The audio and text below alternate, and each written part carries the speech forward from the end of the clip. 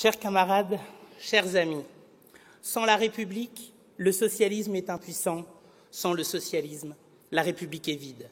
Ces mots de Jean Jaurès résument tout. L'histoire de la gauche, et plus particulièrement celle de notre famille politique, se confond avec celle de la République. Renier son existence, c'est renier l'histoire dont nous sommes aujourd'hui tous les héritiers. Ce combat républicain que nous avons porté et que nous devons continuer de porter ne s'est jamais conçu contre l'idéal démocratique, mais au contraire, c'est le moyen par lequel nous avons tenté de l'accomplir. La démocratie comme but, la République comme moyen. Ce combat républicain remonte à des années. L'abolition du sens, l'abolition de l'esclavage, le droit de vote universel. Au fond, permettre à chaque citoyen, quelle que soit sa couleur de peau, son origine, son sexe, son patrimoine, son lieu de vie, rural ou urbain, puisse être respecté et reconnu de manière égale dans la société, qu'il puisse porter et défendre ses valeurs et ses engagements. Tel était et tel doit être le projet et l'ambition de la gauche républicaine que nous incarnons. Le libéralisme économique, marié à l'autoritarisme d'un pouvoir solitaire, la méconnaissance totale des souffrances sociales qui fracturent notre pays, un mépris de classe qui se traduit par une brutalité aussi insupportable qu'inefficace. Voilà le bilan du quinquennat d'Emmanuel Macron. Autant de blessures et de failles dans notre République.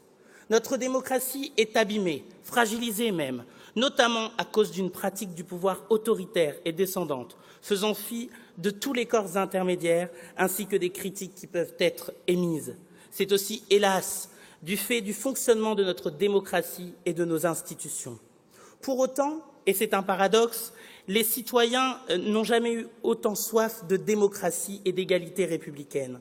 Les manifestations et actions militantes qui se multiplient, en particulier du côté des jeunes, en faveur de causes qui leur tiennent à cœur, comme celle du climat, de l'égalité femmes-hommes, de la cause animale, ou bien encore de la lutte antiraciste, sont autant d'exemples qui en témoignent.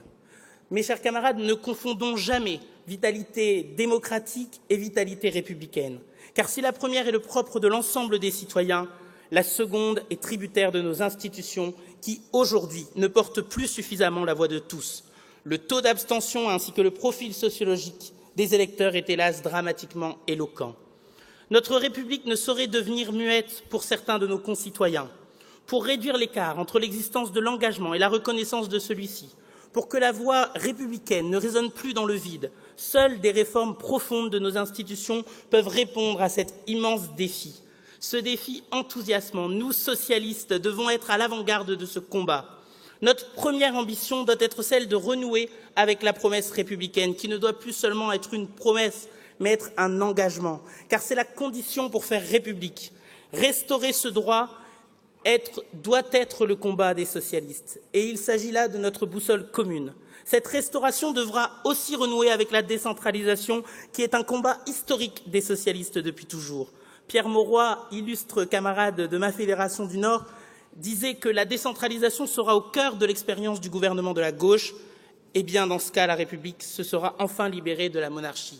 Cette citation est toujours d'actualité et le quinquennat qui s'achève a mis à mal la décentralisation dès son commencement.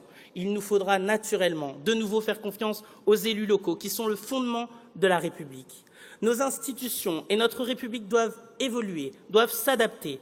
Nous devons, par exemple, davantage reconnaître l'engagement associatif et le temps consacré à la défense de certaines causes qui servent le bien commun. Au fond, la République est la clé, parce que la République, c'est partout. La République, c'est tout le temps, et la République, c'est pour tous. Elle est universelle, car elle se doit d'être accessible à tous au travers des services publics de proximité, et en particulier pour celles et ceux qui en ont le plus besoin et qui en sont parfois, malheureusement, les plus éloignés. C'est une question d'égalité et donc de justice. Pour conclure, mes chers camarades, la devise républicaine doit à nouveau et plus que jamais être une réalité pour tous les citoyens de notre pays. Je vous remercie. Merci.